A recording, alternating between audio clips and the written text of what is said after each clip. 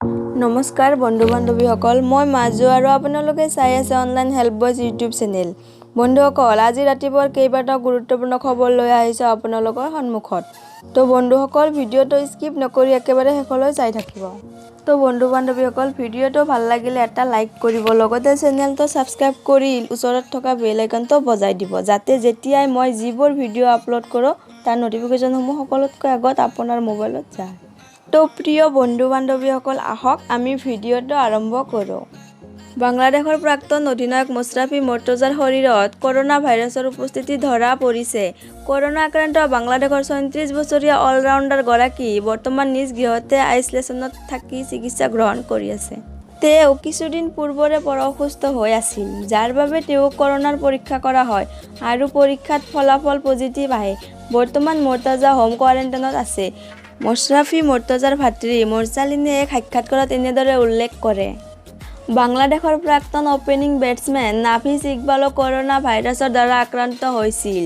উল্লেখযোগ্য যে পাকিস্তানৰ প্ৰাক্তন ক্ৰিকেটাৰ শ্বাহিদ আফ্ৰিদিয়েও কৰোনা ভাইৰাছৰ দ্বাৰা সংক্ৰমিত হৈ চিকিৎসা গ্ৰহণ কৰি আছে। পাকিস্তানৰ দুগৰাকী প্ৰাক্তন ক্ৰিকেটাৰৰ কৰোনাৰ সংক্ৰমণৰ ফলত মৃত্যু হৈছিল। ২ নম্বৰ বাতৰিটো হ'ল, এদিনো নকমিল ১৪ দিনে কেৱল বৃদ্ধিয়ে হৈছে পেট্ৰল ডিজেলৰ মূল্য।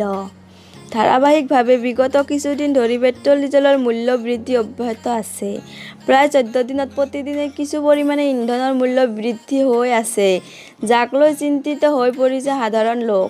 শনিবাৰে অসমত প্ৰতি লিটাৰ পেট্ৰলত ৩৩ পইচাকৈ আৰু ডিজেলৰ প্ৰতি লিটাৰত ৪০ পইচাকৈ বৃদ্ধি পালে।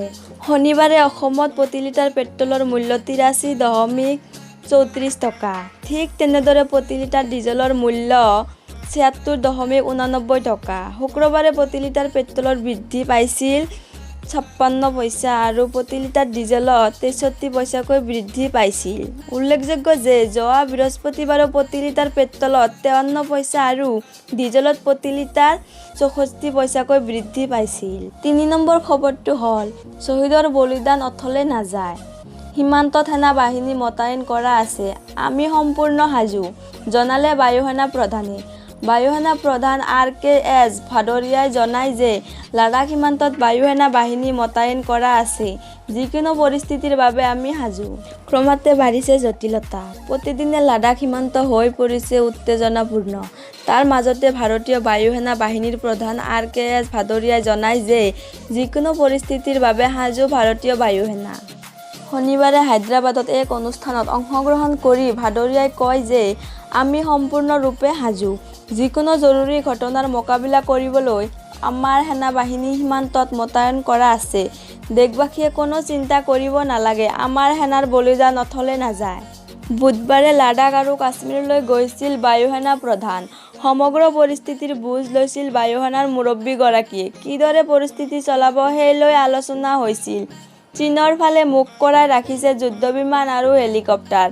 যুদ্ধবিমানৰ ভিতৰত আছে সুখoi 30 MKI আৰু MiG-29। তো বন্ধুসকল, ভিডিঅ'টো শেষলৈ চোৱাৰ কাৰণে ধন্যবাদ।